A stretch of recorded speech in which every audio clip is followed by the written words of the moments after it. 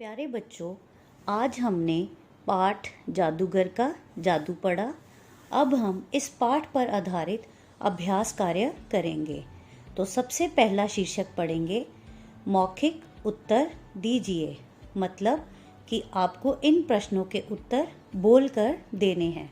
सबसे पहला प्रश्न है, आज कौन आया? तो पाठ के आधार पर बताइए कि आज कौन आया। जी हाँ, आज जादूगर आया। अगला प्रश्न पढ़िए, जादूगर ने क्या शुरू किया? तो बताइए, जादूगर ने क्या शुरू किया?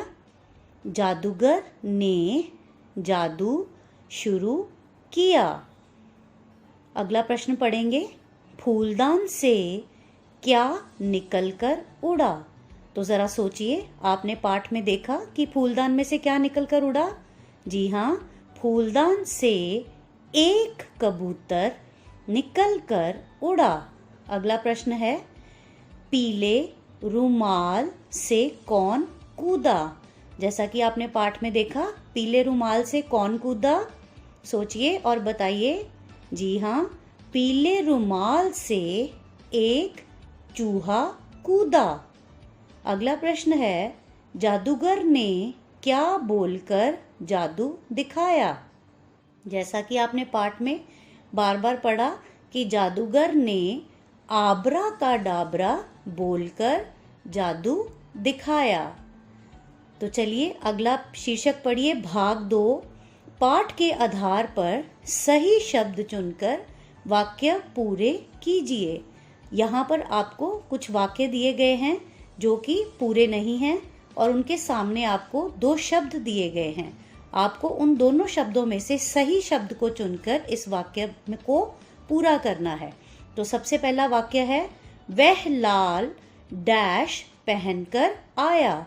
तो बताइए बच्चों, जादूगर क्या लाल रंग का पहनकर आया? कमीज या जूता?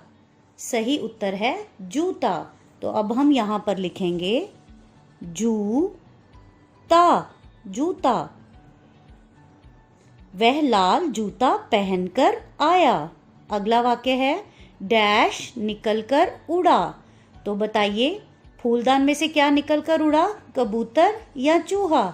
सही शब्द है कबूतर। तो यहाँ हम लिखेंगे कबूतर, क बू त र, कबूतर। कबूतर निकलकर उड़ा। अगला वाक्य पढ़िए, चूहा डैश बाईं तरफ भागा। तो बच्चों बताइए, चूहा निकलकर बाईं तरफ भागा या चूहा कूदकर बाईं तरफ भागा? सही शब्द है कूदकर। तो हम यहाँ पर लिखेंगे कूदकर, कूद कर। चूहा कूदकर बाईं तरफ भागा। अगला वाक्य पढ़िए, कमाल का डैश दिखाकर चला गया। तो बताइए, जादूगर क्या दिखाकर चला गया? चाकू या जादू? सही शब्द है जादू। तो अब हम यहाँ पर लिखेंगे जादू। कमाल का जादू दिखाकर चला गया।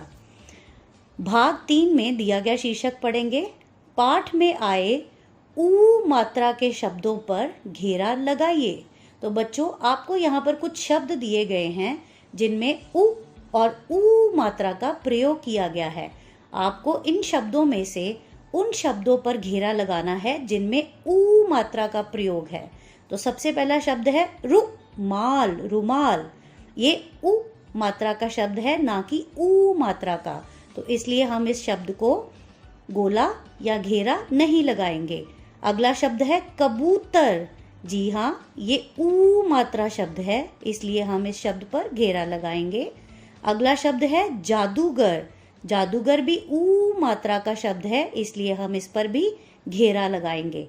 अगला शब्द है घुमाकर, जो कि ऊ मात्रा शब्द नहीं है। खुश, खुश भी ऊ मात्रा शब्द नहीं है, इस पर भी हम घेरा नहीं लगाएंगे। अगला शब्द है शुरू। ये शब्द जो है, इसमें उ और ऊ मात्रा दोनों का प्रयोग किया गया है, इस वजह से हम इसको भी घेरा लगाएंगे, क्योंकि इसमें भी ऊ मात्रा का प्रयोग है।